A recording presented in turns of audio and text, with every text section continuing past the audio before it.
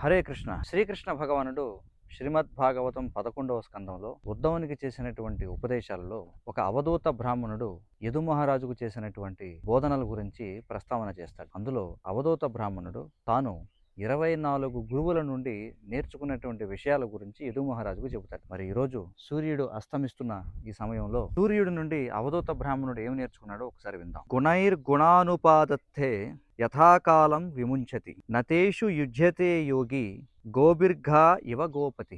సూర్యుడు తన శక్తివంతములైన కిరణముల చేత పెద్ద మొత్తములో జలరాశులను ఆవిరి చేసి తదనంతరం ఆ జలమును ధరణికి వర్షరూపంలో ఇస్తూ ఉంటాడు. అలాగే యోగి తన ఇంద్రియములతో సమస్తమైన భౌతిక వస్తువులను స్వీకరించిన వాడై తగిన వ్యక్తి వాటిని అర్థించినప్పుడు సరి అయిన సమయములో వాటిని తిరిగి ఇచ్చివేస్తాడు. ఈ విధముగా ఇంద్రియార్థములను గ్రహించడంలో వదిలిపెట్టడంలో అతడెప్పుడూ కూడా బంధితుడు కాడు అని చెప్పి అంటున్నారు. అంటే ఒక భక్తుడైనటువంటి వాడు భగవంతుని యొక్క వైభవాన్ని ప్రచారం చేసేటువంటి సమయంలో అనేకమైనటువంటి వ్యక్తులు అతడికి అనేకమైనటువంటి వస్తువులను ఇస్తూ ఉంటారు. వస్తు రూపంలో, ధన రూపంలో, అనేక రూపాల్లో. అతడు వాటన్నిటినీ కూడా స్వీకరించి ఎప్పుడైతే యోగ్యుడైనటువంటి వ్యక్తి వాటిని అడుగుతాడో అప్పుడు వాటిని తిరిగి మళ్ళీ వాటిని ఇచ్చివేస్తాడు అని చెప్పి అంటున్నారు. మనకి దదాతి ప్రతిగ్రహణాతి అనేటువంటి సూత్రం ఉంటుంది. అంటే ఇవ్వడము, తీసుకోవడం.